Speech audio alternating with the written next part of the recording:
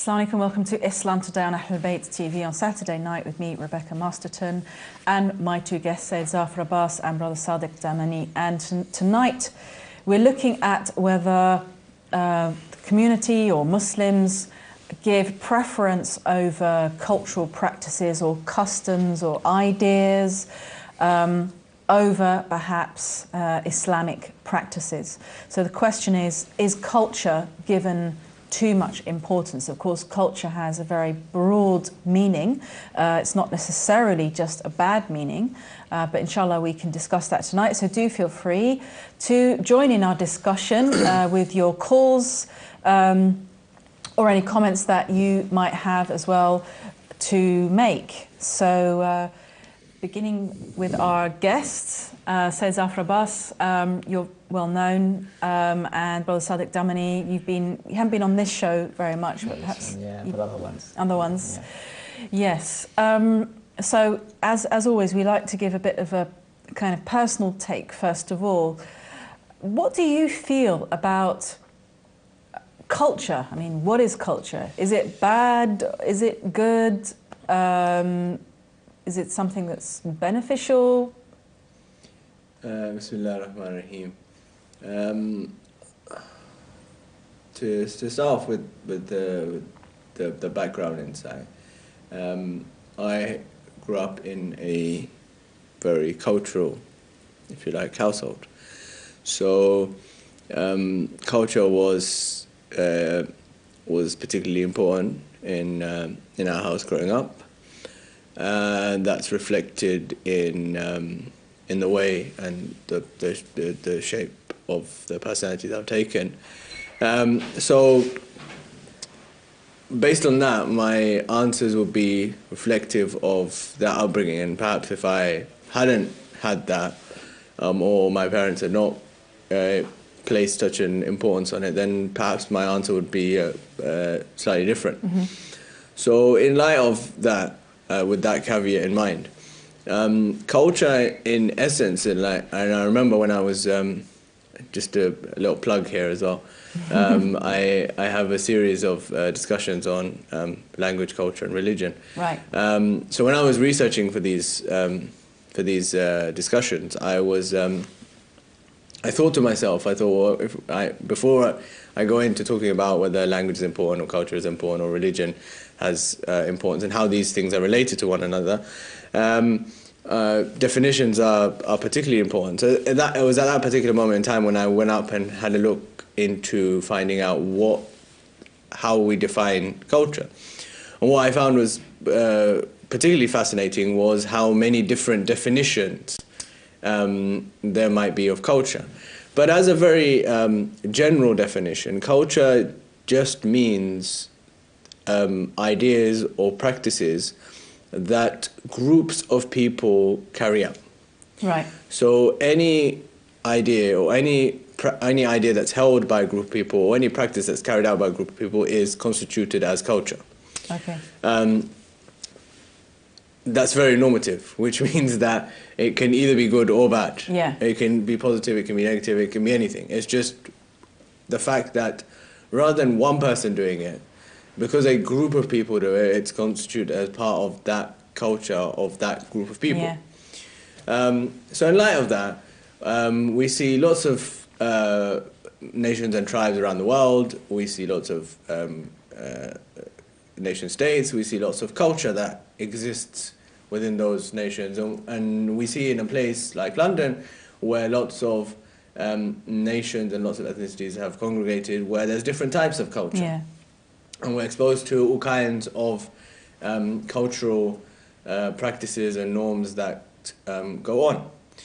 So in light of that, I think that there is, like most other things, there is a positive element to take from cultures, if there is an idea or a practice that a particular group of people happen to be doing, which will enrich our lives, then why shouldn't we take it up and practice it as well? Yeah. And on the other hand, if there happens to be an idea or a way of practice that we happen to be doing and it is not enriching our lives, or it's making our lives worse, for example, then why shouldn't we leave it? So in that sense, I think as a very broad entry into the discussion, there are positive and negative elements that exist within it, and so I think the role and our job and as our the way that we should approach this topic, rather than saying good or bad, is saying that there are elements which will enrich our lives, so let's take them up, and there are elements which are not really enriching our lives, or they're creating issues or tensions or divisions within society, so let's abandon them and make our lives more enriching. Okay, thank you. Lots of points to get one's teeth into. But Brother Sadiq, as you were growing up, was there a time where you felt that, I mean, we've just talked about the good points of culture, bad points of culture. Have there ever been, say, elements of any culture that you've mixed in, either grown up in or friends that you've mixed with, or British culture, that you have felt don't make sense? I mean, they're not logical anymore. They're not practical, or they don't enrich your life. Yeah, definitely. I mean, Bismillah ar-Rahman ar-Rahim. I mean, just to give it again a background of where I'm from, kind of thing. The word confusing probably comes to mind because I'm born and bred in Britain, in the UK, in London. Parents born in East Africa, came over here. Their parents, East Africa. Their parents, India. It's a long story. So I've kind of had that mixture, if you like, of different parts, however, been born and bred here. So I kind of see myself, contrary to most, as a British Muslim who's a Western Muslim as well. My parents held strong to their culture that their parents had and their grandparents had gave on to them. And obviously, since moving here, things have changed slightly, you know, be it from typically the dress code, you know, it changes over time, be it from the way we speak, our mannerisms, the way we tackle problems and different stuff like that. Culture has a big impact on that. So I'd say in terms of the way that I'm mixed in with culture myself, having been brought up in a British school and British university, I've been subject to a lot of British exposure. My way of life is British. I speak the English language. So I'd say almost a very Western identity I've been instilled with. But again, as Said mentioned, within London we've got exposure to loads of different kinds of cultures. So I kind of pick and choose where I like. I'd say within my community centre, there are definitely pros to the culture that's upheld there, but there are also negatives. And I try my best to try and rid of the negatives, take the positives, go to another centre and do the same thing. And then we can kind of get the best of both worlds. So for example, one identity that I uphold that I've learnt from the British culture, if you like, is the attitude of kind of taking problems and getting them done there and then.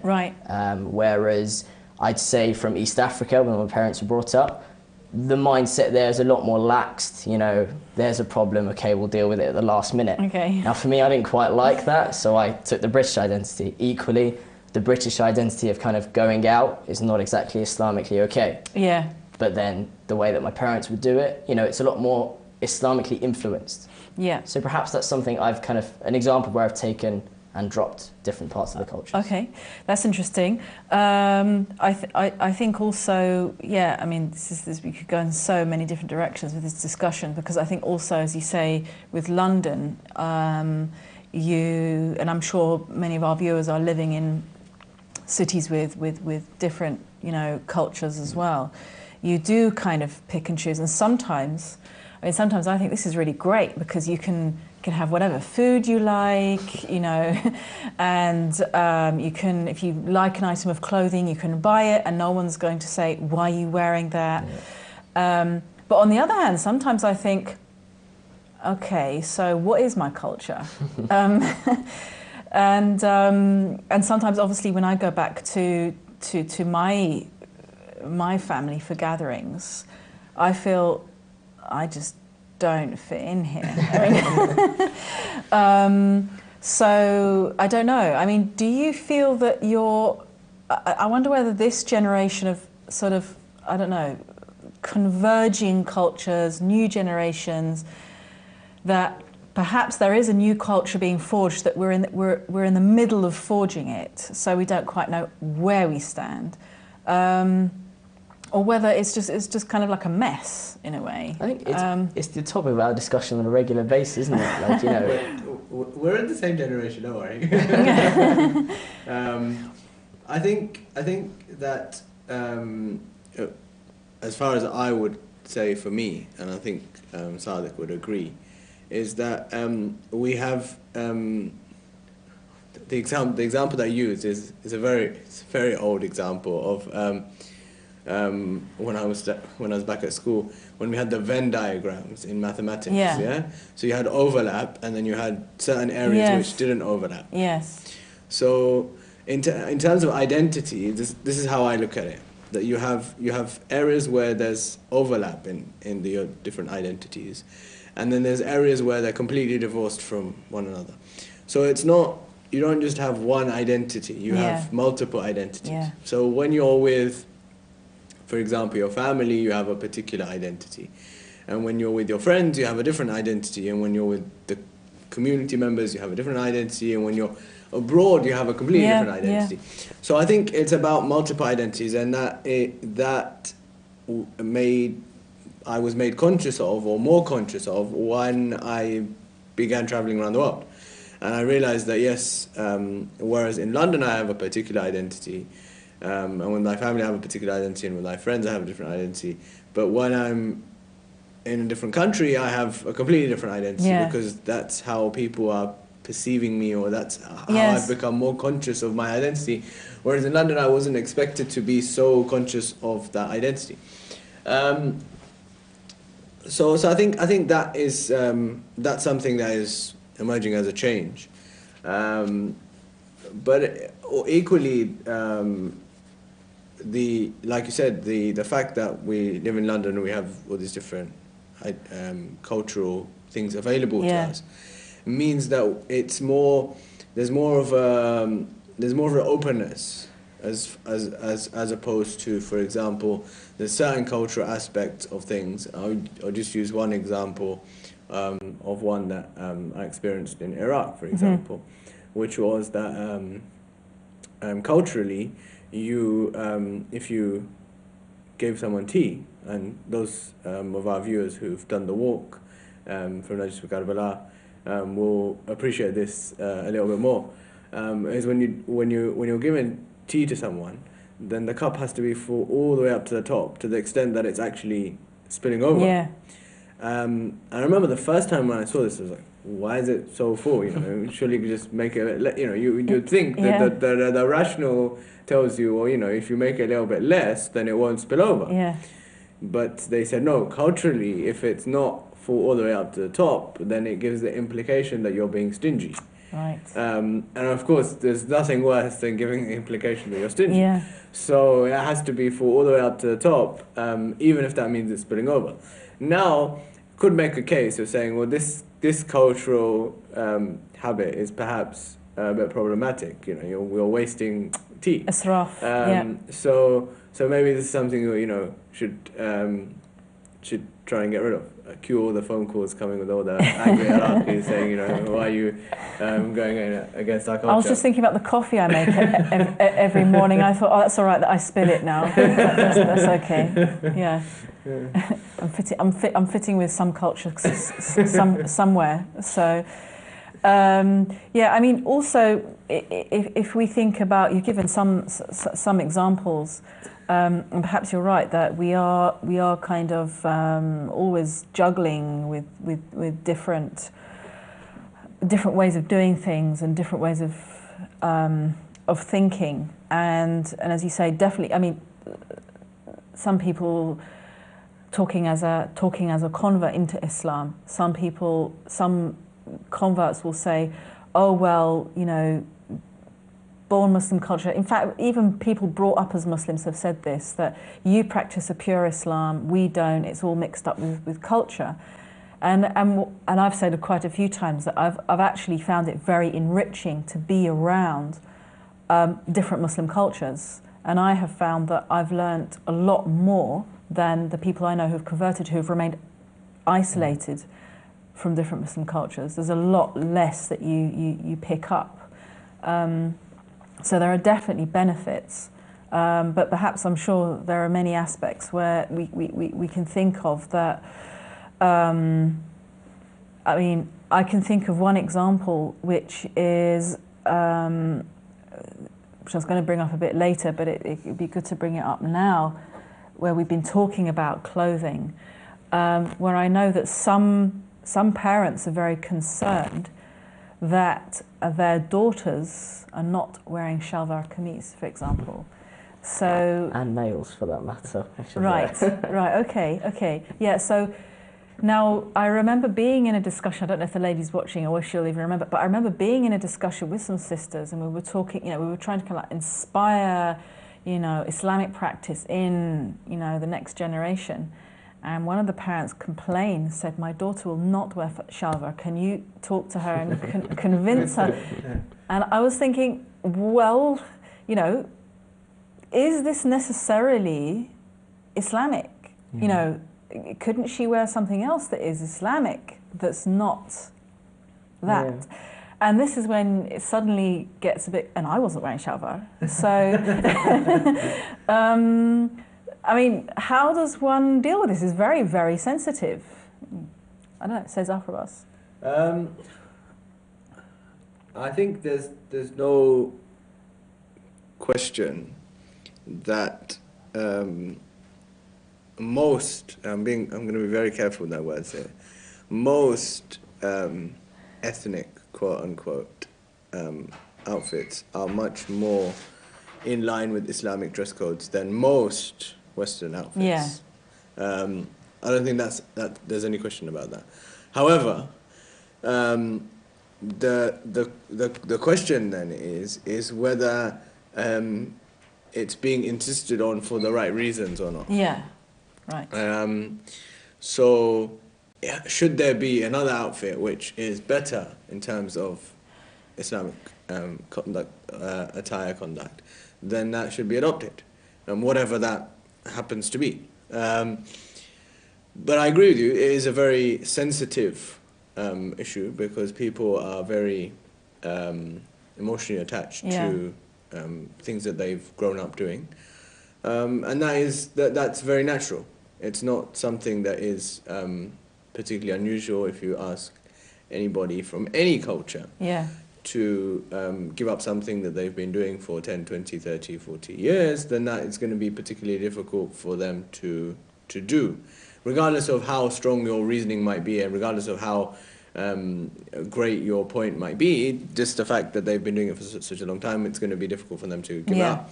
But I think that stepping back from that a little bit and saying that the way that I personally look at culture is that it should be something that, if you like, you have religion of Islam and Sharia, which is your sort of red lines around life. And within those red lines, you have lots of scope and lots of room. Just to take the discussion a little bit towards the jurisprudential side, which is that you have, in Sharia, you have 5 possible states of doing an action. Something is either wajib, or it's haram, or it's makruh, or it's mustahab, or it's mubah. Now, of all these 5, the list of haram and wajib and mustahab and makruh are very short. The longest list is of mubah, the permissible. Right. So in this mubah, permissible category, this is where culture comes in. Because when you've got the wajib and the mustahab and the makruh and the haram, that religion has stipulated already. There's no room and no wiggle room for sort of saying, we don't want to do this, or maybe this is recommended. That's already been stipulated. You have no room to talk about that. When Allah and His Messenger have decided something, that's it. However, here in this permissible category, there's much more room for expression, if you like. Yeah. So this is, in my personal understanding, this is where culture comes in. So it's not as if like it's religion versus culture, or it's Islam versus this cultural practice. No. It's, here is Islam, and it's told us this is what you've got to do, this is what you don't do. Then it's given you this whole scope of saying, this is permissible to do. Now, whether I want to have black tea or I want to have tea with milk, it's going to be a cultural expression of what I want to do. By the way, I have both. Being the fact that I've grown up with having tea with milk, and then when I lived in Iraq, it was black tea. Yeah. So I have both. So that's a cultural expression of what I want to do. Now, the act of drinking tea is mubah. It's in the category of permissible, right? It doesn't come in any of the other categories.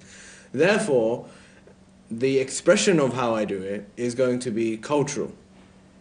And so most of the time we're doing cultural things without actually realizing that this expression of what I'm doing is actually a form of a cultural expression, because it's not a religious stipulation. And because it's not a religious stipulation, it has to be a cultural expression because somebody else somewhere out in the world and a group of people are doing it. Therefore it's a cultural expression. So I think that is where, that's the place, if you like. So in answer to the question, for example, what is the place of culture? That's the place. The place is there. This is the permissible act. In this permissible act, Allah has given you scope to act in whichever way, as long as, caveat is there, as long as it doesn't go into any one of the other categories. And once it goes into other categories, then of course religion stipulates again.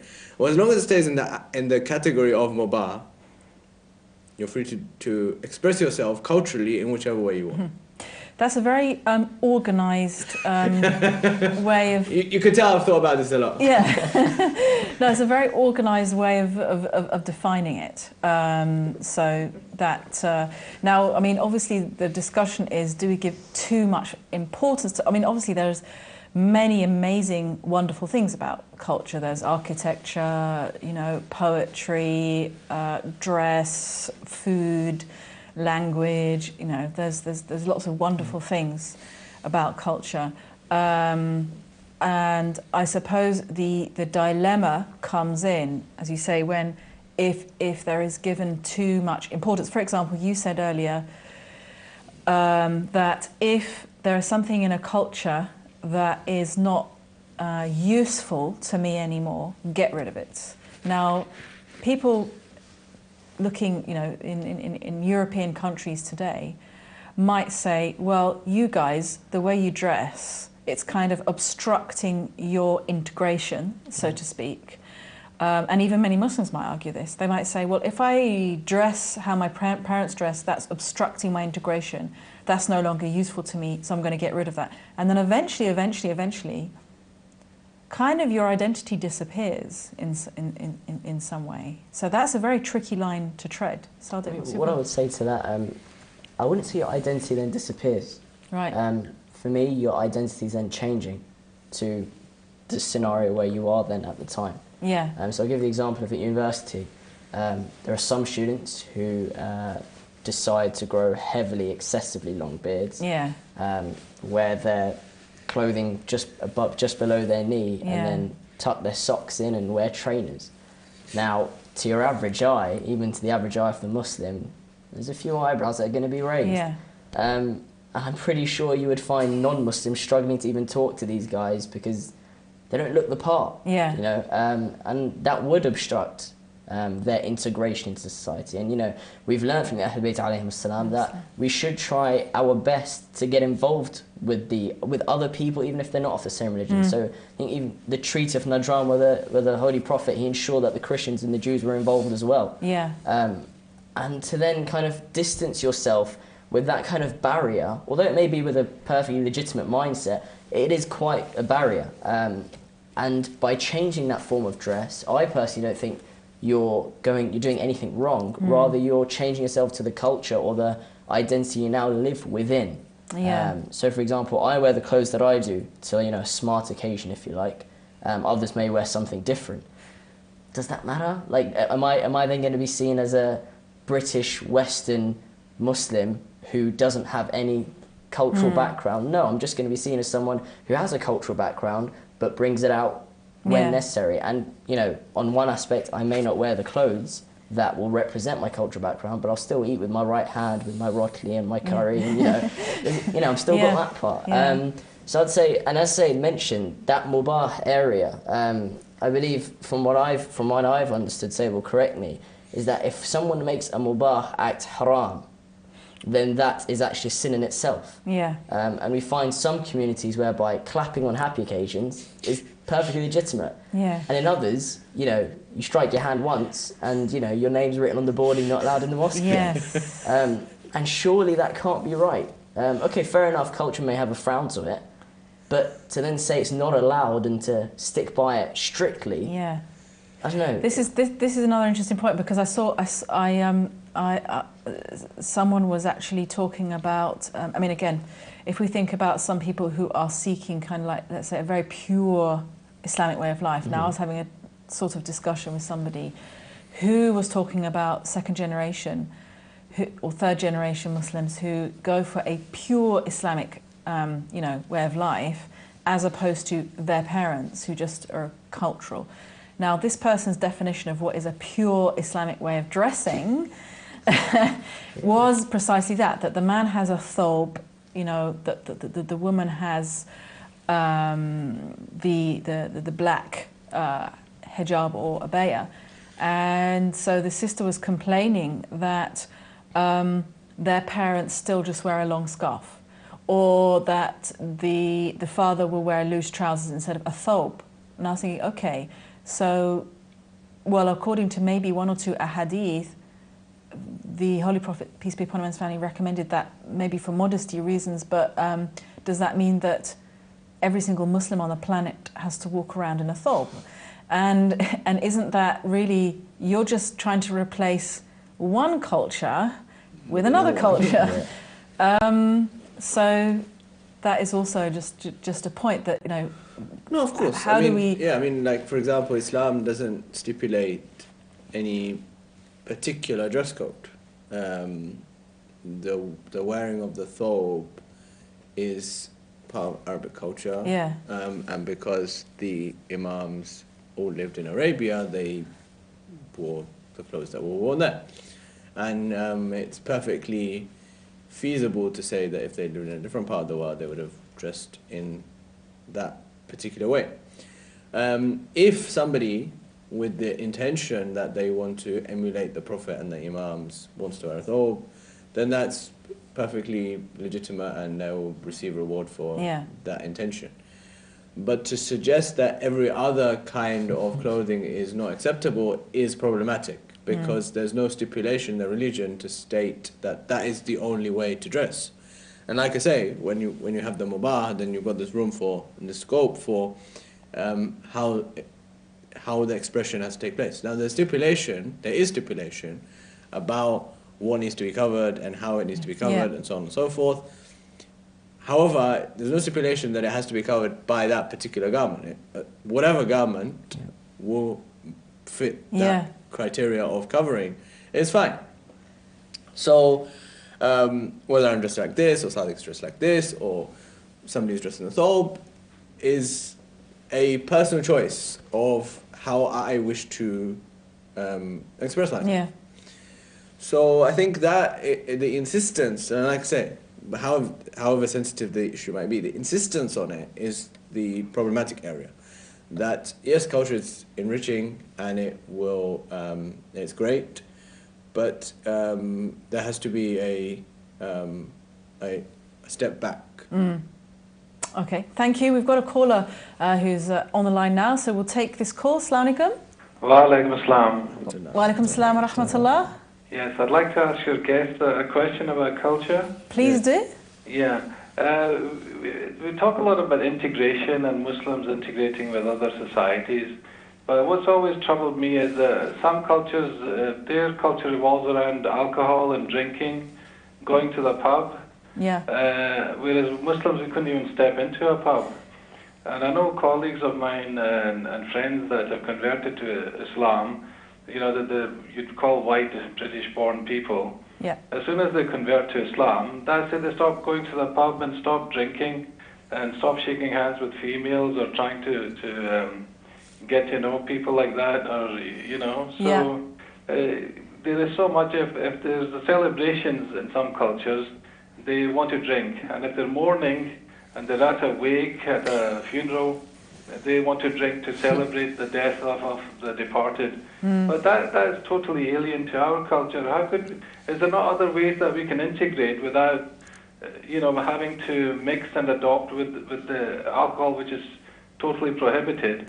And what is it about other cultures that we can adopt, that we can integrate with? Yeah, thank you. That's a very good question. And also, of course, we've been talking about culture among Muslims, but then, of course, we do have this thing where, for example, not going to the pub, not drinking, not shaking hands are the red lines that you were talking about, the Islamic red lines. So we see that as Islam.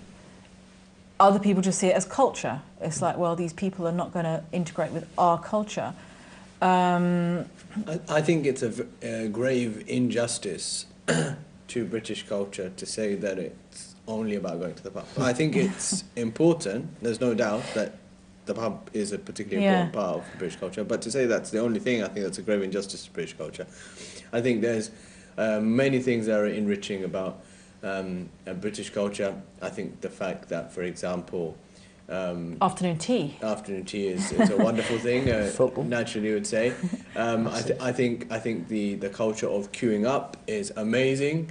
It's something that you do appreciate that, yeah. When you're abroad, and someone just like something we could our communities could learn a whole load from.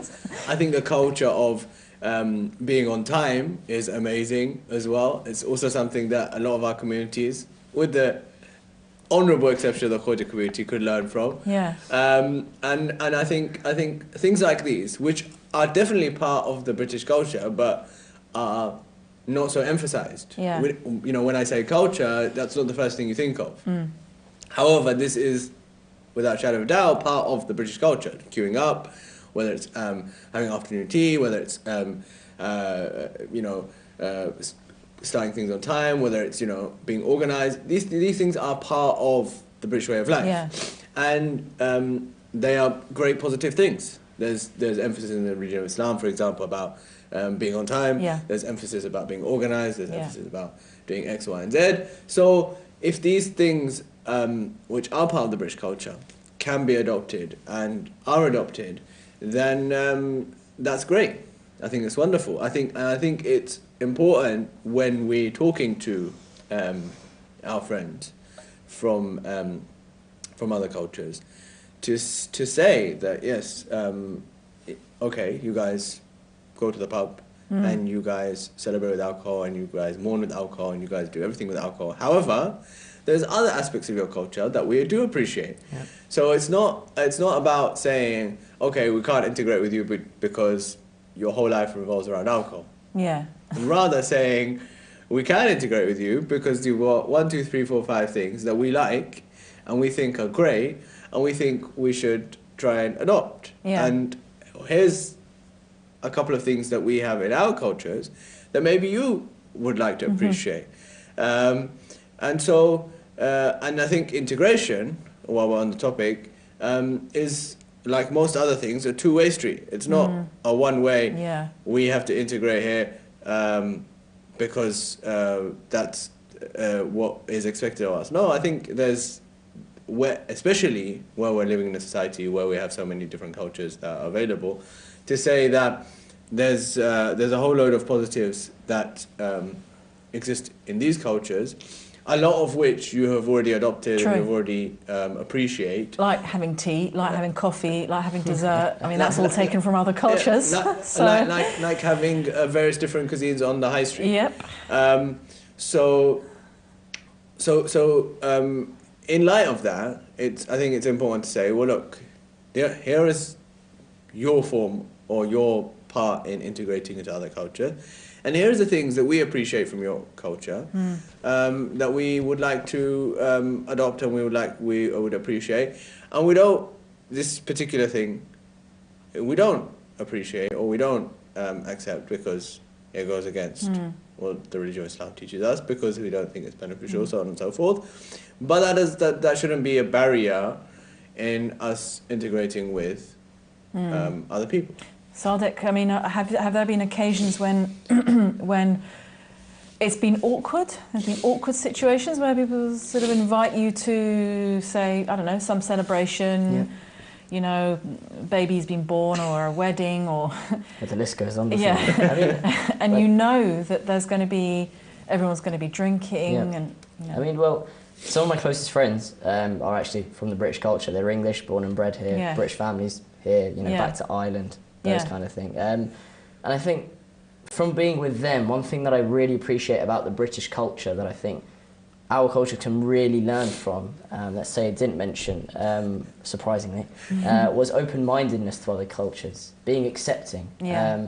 Each one of these guys, you know, I've been to each of their houses, and their parents and themselves and their siblings, and even when their friends around as well, have utmost respect for when I say, oh yeah, you know, I don't drink. And they'll be like, oh my God, we're so sorry. They'll move the alcohol out of the way as if I'm not allowed to see alcohol. Right. Even if it's just, you know, they're just sitting down having dinner, and we're not even having dinner, and they'll you know, as if they'll try and hide it. To the extent of also, if I'm at the house and we are having dinner, they'll ensure they order halal food in. Right. And stuff like that, you know, it does kind of make you think this open-mindedness is something we could really take on board. I'm a massive football fan. I go to football matches regularly, and of course, whenever people think of football, they think of alcohol like crazy.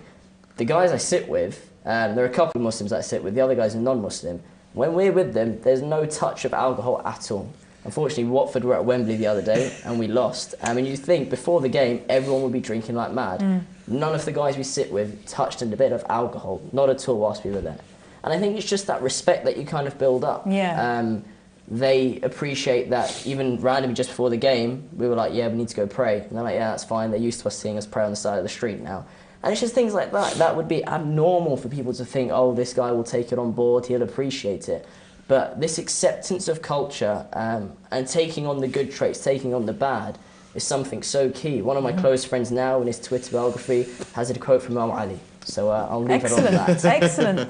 Thank you very much. We're just about to go to break. Inshallah, we'll be back in a few minutes. Assalamu alaikum. On Ahlbayt TV on Saturday evening, and we're talking about, do we give too much importance to culture?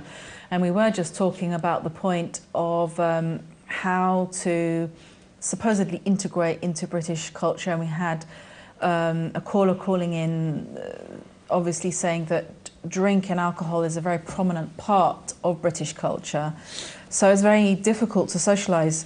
I mean, I think this is a legitimate point, because even, you know, when I read opinions online, I see, you know, non-Muslim British people complaining that, well, everybody else will go to the bar with us, it's just the Muslims who don't. And it is pretty much a large part of the culture here. Sometimes I forget until you hear people's conversations on public transport. I mean, everything ends up kind of revolving around, you know, tonight I'm going to have a, you know, they're talking about having a drink for this or a drink for that, or, but I mean, I wonder, as you say, it's a two-way thing. Integration is a two-way thing, and I've got a theory that what we can do is provide an alternative. So, you know, I think if I mean, obviously there's the tea factor and the coffee factor.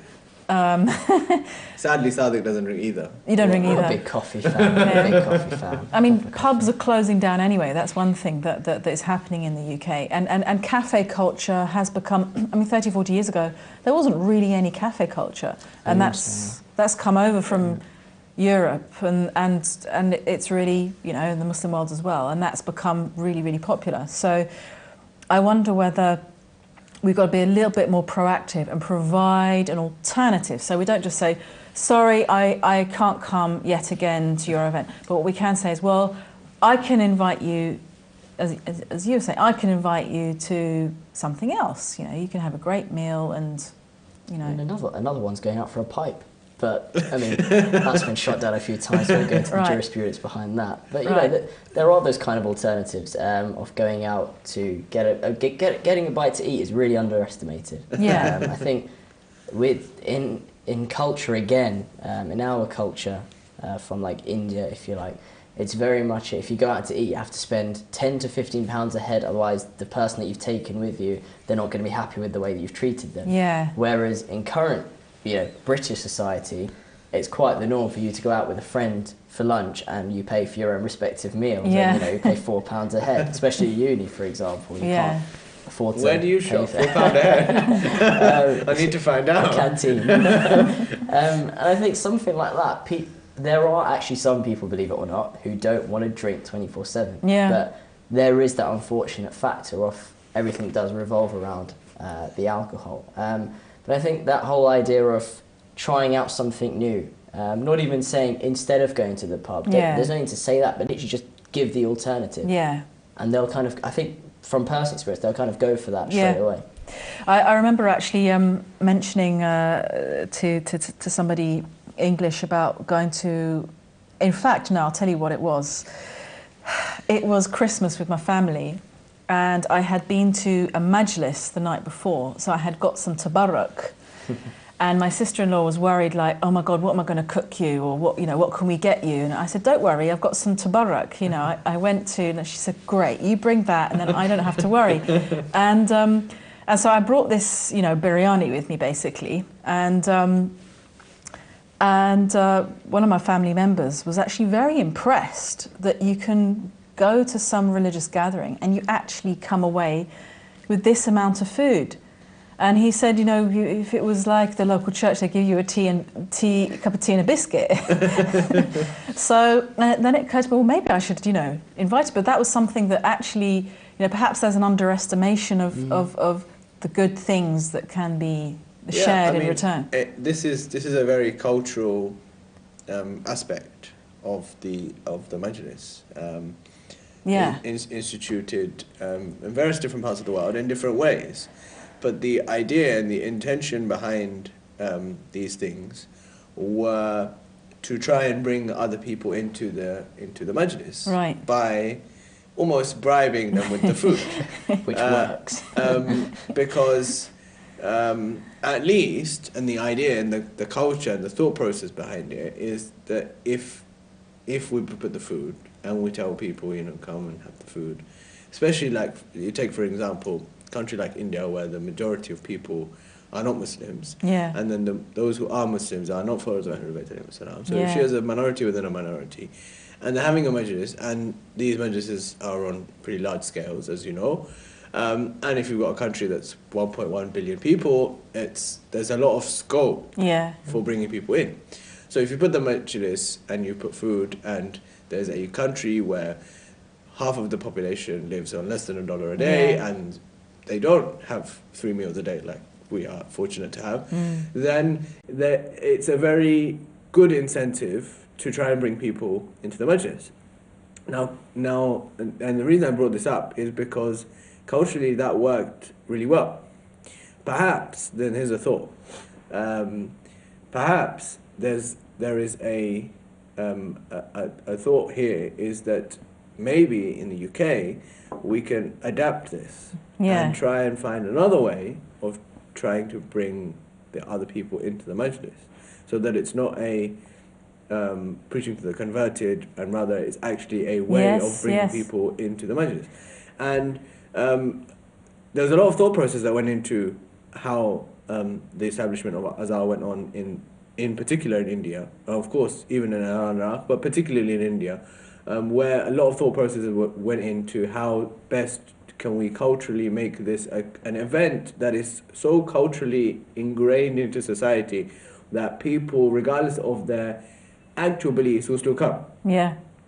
So if we can take that model and say, can we put it in the UK and make it a culturally ingrained event so that people from other religions attend, then what better way of propagating the message of Ahlul Bayt can there be? Islam. That's a very, very good point, and lots of food for thought there. Sorry for the pun.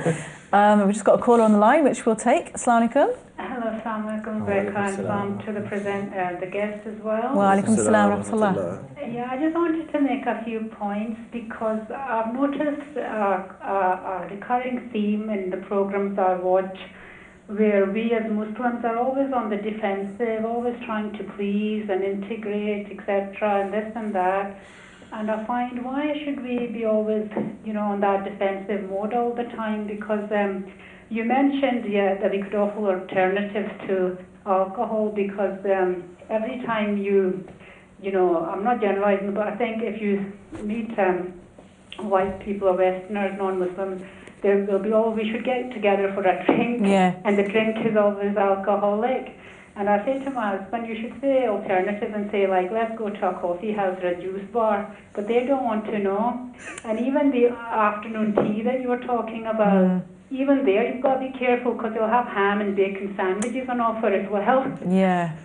And the other point was, like, I went to, you know, when the British went and colonized the rest of the world, they didn't go out of their way to integrate with the locals, you know? Absolutely not. Because even now, they wanted to lord over them, and they wanted to, even their buildings are, you know, British, the way they dress, the language, the street, and they impose their own will on the people. Yeah.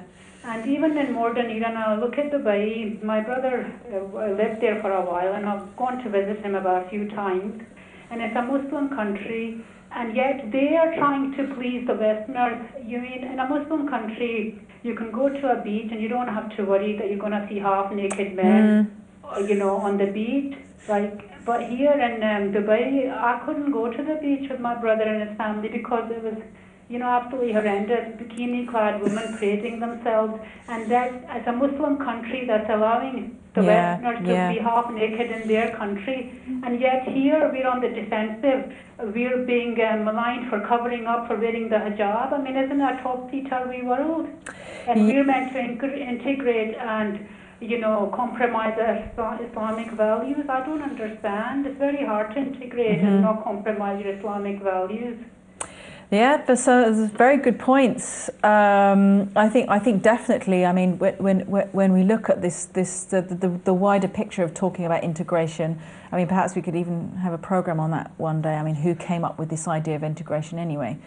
But that's definitely true. I mean, I know that there are actually English colonies in France, for example, whole villages of English people that have set up English-style shops, and these English colonies don't speak French, they don't eat French food, you know, I think they've just gone for the weather, and I know Can't blame them. and I know that they're very resented by, you know, because they haven't integrated. Same with Spain, southern Spain. You've got these English colonies where it's just a reproduction of some of the worst parts of Britain. I think in terms of that. That made the point in terms of that integrating to the British culture, that you may have to compromise. From a personal view, I don't think there's ever been a time where I've had to compromise. I've made a mistake here and there, but in terms of completely compromising and changing my track, I don't think I would say I have.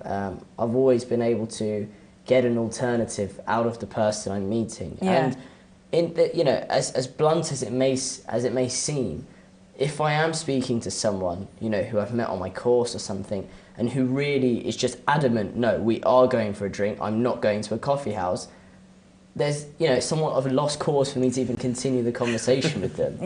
I'll happily speak to you during the lecture, even though I shouldn't be, but, you know, that's probably the only time. But out of there, maybe that's not the person I want to mix with. That's a good point. You know, I would definitely say half of my friends are not Muslim. And I've never had an issue with them, especially as, you know, you mature and they understand one another. I think, you know, I think there is a point about differing attitudes around the country, and I think we discussed this before as well, and when we were talking about Western culture and Islam, that there are differing attitudes up and down the country because of the racial makeup of the particular city. So we're very fortunate, for example, in London. We're very fortunate in certain other major cities where there is a big group of people and people understand. And there are certain places, which I've visited as well, where the racial divide is obviously not, or is greater, and therefore the appreciation for other cultures or other ways of doing things is not as much as it is in, for example, in London or in Birmingham or other places like that. So I think that is something to bear in mind in terms of when people say, well, you know, British people are like this or they're like this. So that is something to bear in mind. But also there's something else that I wanted to bring up about culture or the misunderstanding, if you like, that arises from culture. And this unfortunately comes from the kinds of people that you mentioned earlier about trying to practice a purer form of Islam. So, for example, they will say that we will not speak any other languages apart from Arabic because we think it's an Islamic language, or we will abandon, or we will blame all the problems that or wrong things that Muslims do on culture. Yeah. And we will say that this X, Y, and Z thing that's wrong with Muslims has nothing to do with Islam. No, it's just culture. Whereas the reality is, and I'll come to the first point in a bit. I think this second point is very important. The reality is that this particularly maligned and depraved practice is nothing to do with Islam, but it's nothing to do with culture either. It's an act of barbarity, and that's what it should be called. And what I'm talking about is things like honor killings and female genital mutilation and other kinds of heinous crimes that go on, both in the UK and in other parts of the world. And I think it isn't a topic that should just be brushed under the carpet. It's a reality. It does happen, and we should talk about it. And I think what is important is to say is that no, there's nothing in Islam about this, and no, there's nothing in any culture about this. This is actually an act of barbarity. It's an act of inhumane behavior, and that's what it should be called. It shouldn't be called Islam. It shouldn't be called culture. It shouldn't be blamed on religion. It shouldn't be blamed on anything. It should just be blamed on that person's sick mind who happens to think that by acting in this way, they're doing some great service to their community or their faith. And so I think that's particularly important. And rather than demonizing culture and saying, oh, that's culture. It's not culture. Culture is something that enriches your life. Whether that's through language, whether it's through poetry, whether it's through food, whether it's through interacting with people. It is not a destructive form of behavior, which is what these kind of acts are. So that's one thing that I think is particularly important. The other thing, in terms of like I say, language or culture, in terms of, for example, poetry, or in terms of how things are organized or how particular communities do things, is to say that I'm able, for example, by interacting with different communities, to say that I have developed an appreciation of how different communities happen to do different things in different ways. Now, in my field of work, I will use the example of majalis, where different communities will organize majalis for the same purpose in different ways. And by going to those different communities and by seeing how different communities do things, you develop an appreciation of there's different ways of doing things. This is where it comes back to our topic about the red lines and the mubah. This is an area where there's no stipulation. There's nothing in the religion, for example, which says that the majlis has to start at 8 o'clock, for example, or it has to have this, or it has to have that tabarruk, or it has to have this speaker, or this poetry, or this. No, these are all left down to what the community feels is the most appropriate way of commemorating this majlis. Now, when you go to different communities and you see, okay, this community, for example, has the poetry first and they have the lecture. This community has the lecture first and they have the poetry. This community has the food at the end. This community has the food at the beginning. This community starts at 8 o'clock. This community says they'll start at 8 o'clock, but they don't really start at 8 o'clock, so on and so forth. But what this does is by, and like Sadiq said, about the open-mindedness, is you begin to appreciate that there's different ways of doing things. And there isn't a right or wrong way of doing things. And in culture, it's very important for us not to be normative and say this is the right way to do this, this is wrong. There's no right and wrong. This is just a different way of doing things. So rather than for me to insist and say, no, this is the right way, this is how you have to do it, and unless it's a religious injunction, well, if it's a cultural injunction, I should say, well, this is the way I do it, and this is the way you do it, and we can have an appreciation of there's a different way of doing things. I remember going actually in the month of Muharram to a mixed Iraqi-Afghan majlis. So and so they actually did the different events and actions that they actually shared the different events and actions and readings that go on in each person's majlis. So it literally was a mixed kind of Iraqi and Afghan Majlis, which was really good. And everybody there was also appreciating that, you know, this was happening. It's like, wow, look, you know, we're sharing sort of each other's cultural way of doing things. So, yeah, I think they're again, that's a positive way of which is how it should be. I always get a bit confused when people come up with this. I mean, you were talking about, you know, again, the issue of, say, differences in culture between some areas of Britain and, you know, again, Muslim culture. I mean, to be honest, I've been surprised. I've been reading recently about British-Irish differences.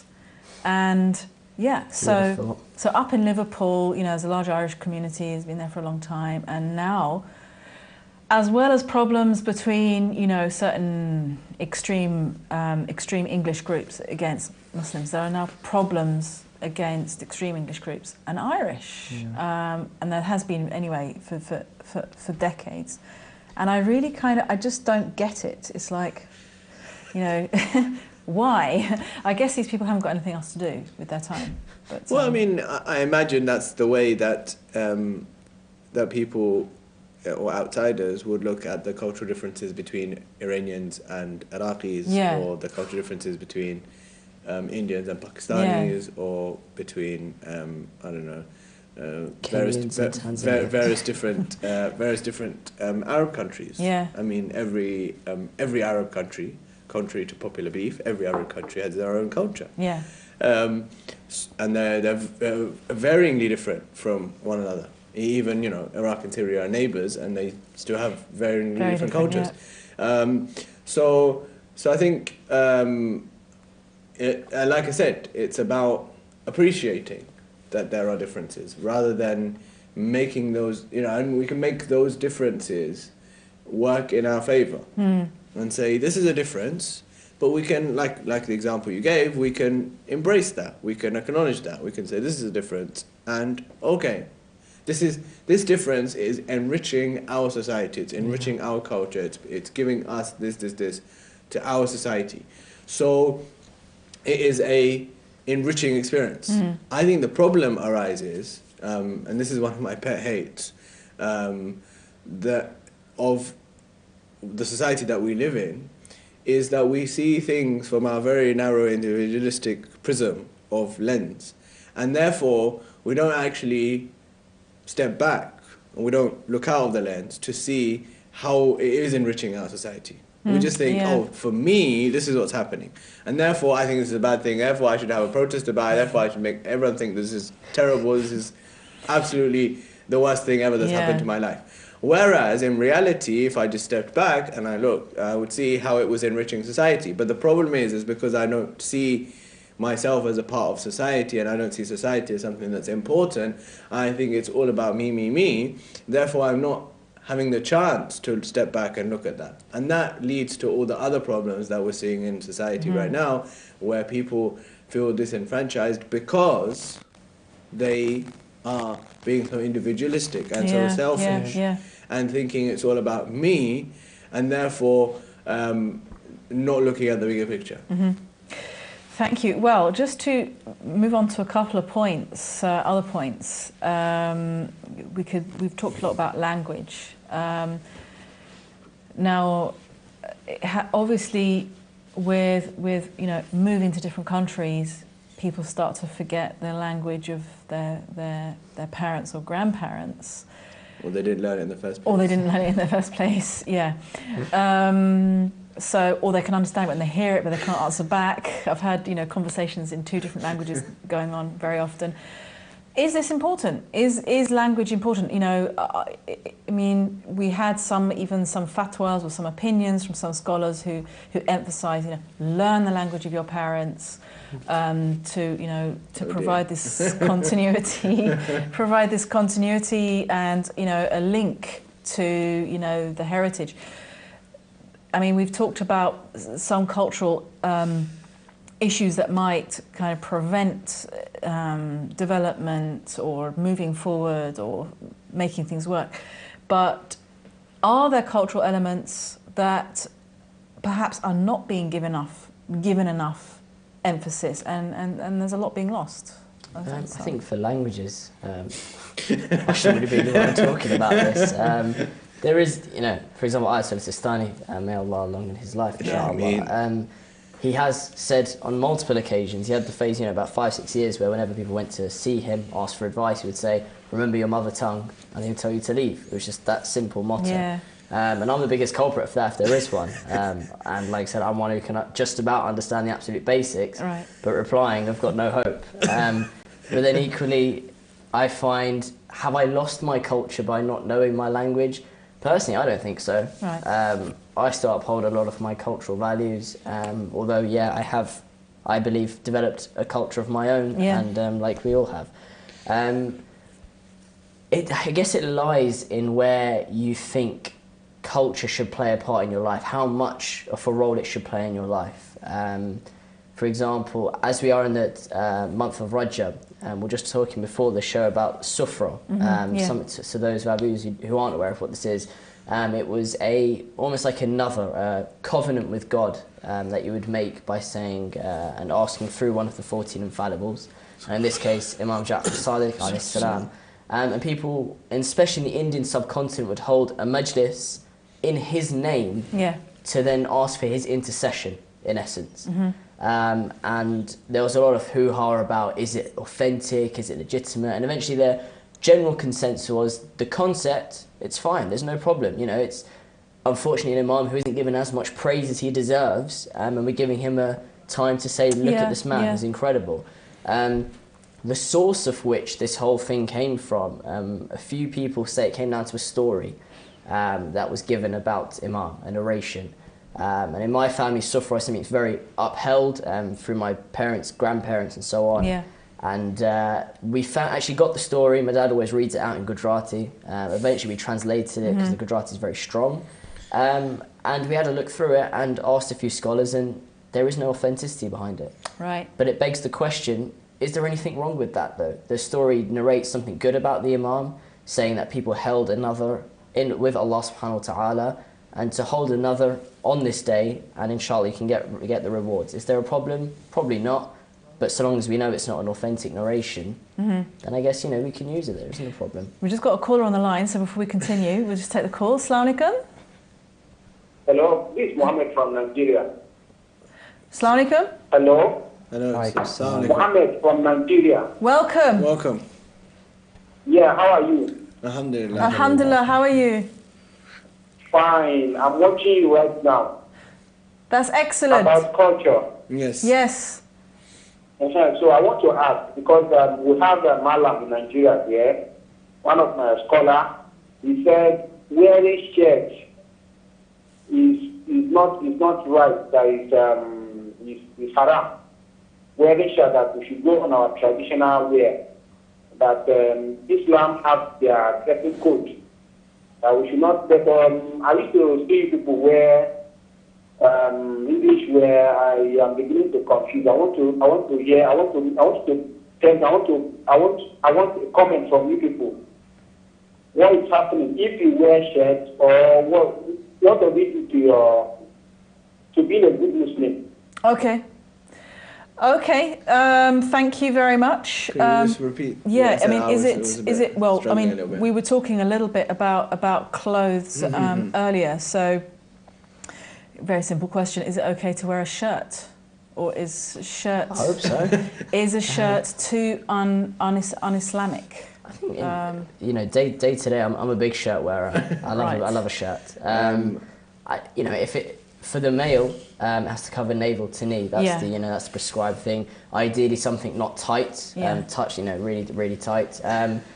So it's a garment. As long as it's not showing the body. Yeah. It's covering the body, that's fine. I think same for women as well, isn't it? Yeah. So it can still fit the parameters of fit. As long as it's not too tight. Yeah. And it isn't see-through, so it's not showing any part of the body, then it's fine.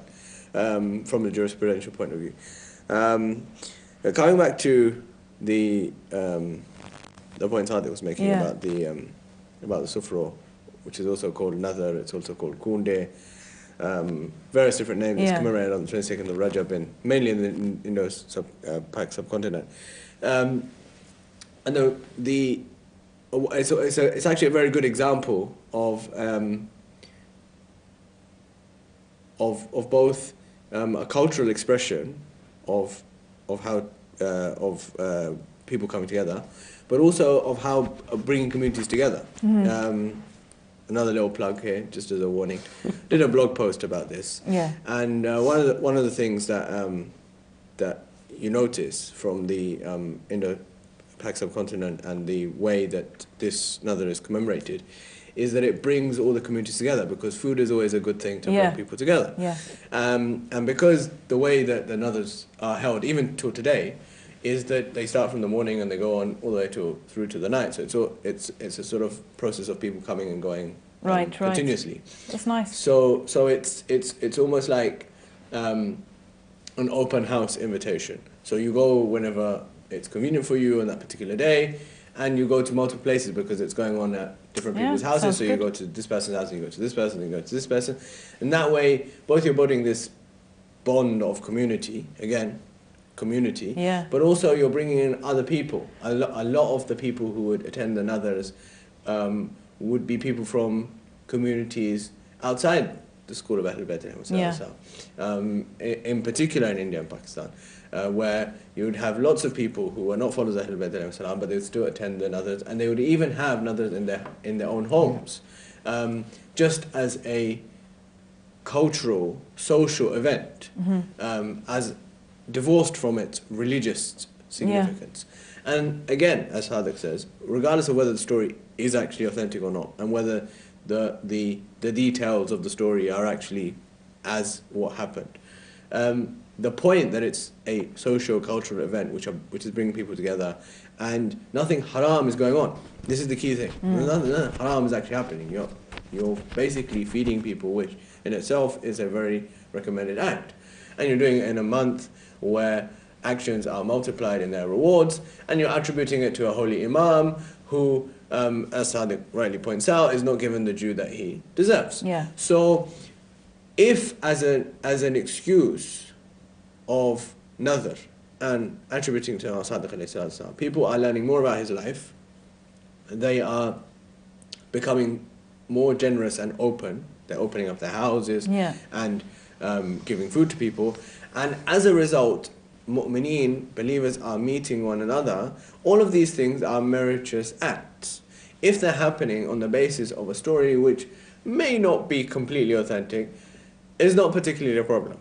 So I think this is a very good example of how culture enriches our lives. Has a nominally Islamic basis. The fact that another is an Islamic concept, the fact that there is examples of it in the Holy Quran, the Hadith, in history, so on and so forth. A nominally Islamic concept. But we've extended that and we've made it into a socio-religious and socio-cultural gathering.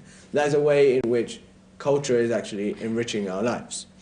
As long as people, as you said, Sadiq, don't believe that the story is actually, that is the story. No. The fact that the concept itself is an Islamic one. The fact that nothing that's going on is haram. The story itself, okay, it may not be authentic, no problems. But the fact is that everything that it's associated with is actually a meritorious act. It's something that is beneficial, it's actually recommended. It's recommended to be generous to people, recommended to feed people, recommended to call people to your homes, increases in the barakah in your life, in your sustenance, so on and so forth. And it is an excuse for people to meet one another. Thank you very much. And we just got another caller on the line. We've got a few minutes left till the show. End of the show. Assalamu alaikum. Assalamu alaikum. Walaikum assalam. Yes, I'm speaking from London. I would just like to give a small view that I don't think Nazar is just part of culture. It's a belief, and we believe. I mean, I'm somebody that's been brought up in this country, and I've got children that were born here, and they're all adults. But my belief and my children's belief is that doing the Nazar and having belief in the Nazar, we get so much reward in believing in in our Imam. And on this particular day, we feel that it's about prayers coming true. It's not just about the eating part of it or getting together or the social part of it, but also it's a spiritual belief that life gets better for you. People distressed and everything, it does help them. And people that are poor, that can't afford to do these things. Back, in our Asian countries where people really can't afford them, they save up a whole year just to do this with you, whether it's just making it in your own home or whether inviting 1,000 people, 100 people, just inviting 10 people. But the belief is very strong that our Imam, being connected to him on this particular day and believing in him that yes, he is our Imam that will help us out in our times of difficulties. And I don't think it's so much culture, and I don't think it's just about socializing and eating. It's not anything like that. It's about everyone. It's true that that is important, just as important as Friday prayers. The concept of having Friday prayers and it being so important is that it brings everybody together. In the same way, Muharram and other programs of the Ahl-Bayt and other days brings everybody together. This is just one day, and I wouldn't say that it's unauthentic because it's your belief, and I think it should always be there and not looked on as though it's a social gathering, as our sons have just kind of put it in that way. And I have kids, their ages as well, and it is important, and I think our children should continue to, continue with these things. So one day, they can remember that yes, there is a day. That, what do you think about? What do you think about the issue that as Sayyid Zafar Abbas said, definitely the issue of Nadar is that's not cultural. It's mentioned in Quran and Hadith, but this particular event, the narration behind the event its authenticity can't be verified. So it can't be. Yes, it's true. There isn't. It's like any other. It's like any other story, to be honest. But we're relating this to an Imam, okay? And we're relating this particular story is we're believing, that an Imam is there to help us. That's fine. Believing the Imam is there to help you. It's also an offering to our Imam. That is. Can I pass you on to someone that born here, and she can also give her view on this? Sure. Please do. Just somebody elderly, but maybe someone more youngster, and Inshallah. Yeah, we've just got a couple of minutes. We've just got a couple of minutes. If the viewers want to see the story, I've posted it on my website. www.sadiqdamani.wordpress.com. The story's there. Sadiqdamani.wordpress.com. The story's there. Assalamu alaikum. Wa alaikum assalam. What was your view on? As the other sister was saying, we're not arguing about the issue of believing in the wasila of the Imam, the issue is the fact that something might have developed over time based on a narration whose authenticity can't be verified. So, what would you say about the important elements of this event? So, obviously, it doesn't say anywhere in the Quran that you should be doing your kunde niyazes like this, okay, like having such extravagance in it. And I do disagree with that because that is a cultural part of it. Okay, so it's become a bit of a show what people do as well. Right. Like, come to our house, we've got this nice food or that nice food, and it's a bit of like a competition nowadays. But I don't disagree with it, and maybe where you're coming from, I understand that it may just look like as if it's become cultural, but it's not meant to be like that. Yeah.